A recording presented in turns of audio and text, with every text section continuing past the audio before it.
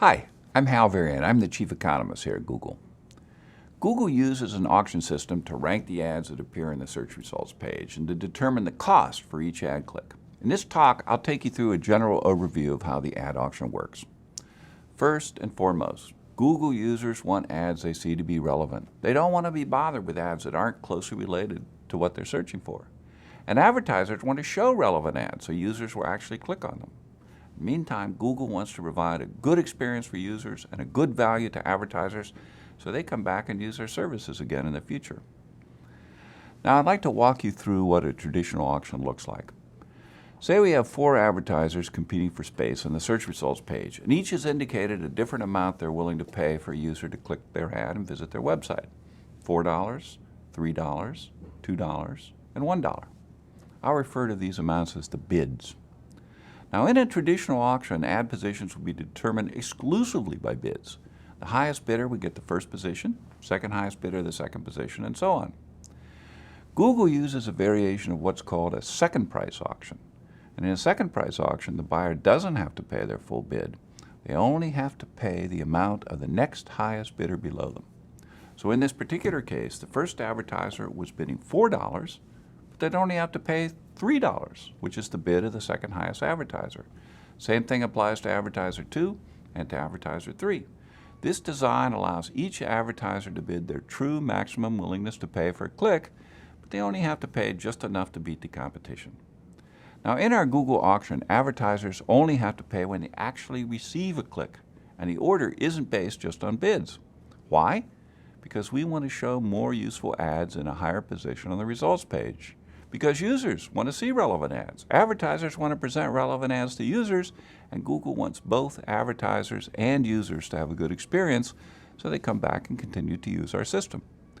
So we consider some other factors in addition to an advertiser's bid. The first factor is your expected click-through rate. This is our prediction of how often your ad will be clicked on when it's shown. All across Google, we rely on user feedback to drive decision making, and user click-through rates tell us what Google users really respond to. By allowing users to vote with their clicks, we have millions of people who are helping us to decide which ads are best for each search query. The next factor is your ad's landing page experience. An ad is only useful to a user if the landing page it leads to helps them find what they're looking for. A highly relevant landing page yields a higher score. What does a high-quality landing page look like? Well, it should have relevant and original content that helps a user complete their task. It should be easily navigable and be transparent about the nature of your business, how your site interacts with a visitor's computer, and how you intend to use a visitor's personal information. Another factor that's involved is ad relevance. Google determines ad relevance by analyzing the language in your ad to determine how well it relates to the query. This is a way to measure the ad's relevance to the user's search and to make sure that only useful ads are shown.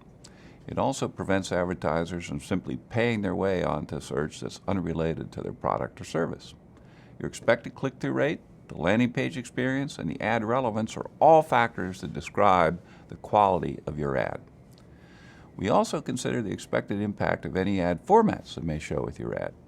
Ad formats are enhancements to search ads that more prominently show users information about your business, things like a phone number or site links or your website's domain in the ad headline. Advertisements with these formats give users more information and more reason to click on an ad. So Google combines your bid with multiple quality factors, the click-through rate, the landing page, the ad relevancy, as well as the expected impact of ad formats to calculate a score for your ad called ad rank.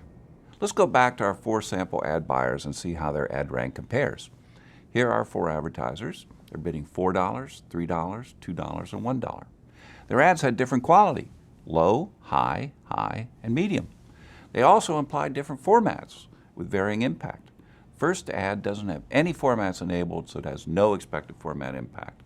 The second ad is only eligible for one format and has a low expected format impact. And the third is eligible for several extensions and garners a high expected impact, and for the last ad is medium. So in this example, the first ad has an ad rank of 5. Next ad has an ad rank of 15. Third has an ad rank of 20, and the last ad has an ad rank of 8. It's this ad rank score that determines ad position on the results page. And in addition, only ads with sufficiently high rank appear at all. So with this ad, with an ad rank of 20, it gets first position, even though it has a lower bid. Why? Because of its quality and formats. The second highest ad rank is 15, so that ad gets position 2. And the third highest ad is 8, and it lands in position 3. The advertiser up here, who's bidding $4, has such a low quality and format impact that it doesn't get a position on the page at all, despite having the highest bid. So now we know how the ads are ranked, but how much do you actually pay for a click? Well, you pay the minimum amount that's necessary to maintain your position and any formats that are shown with your ad. So let's get back to our ad rank table and talk about the advertiser in position 1. He's competing with the advertiser in position 2.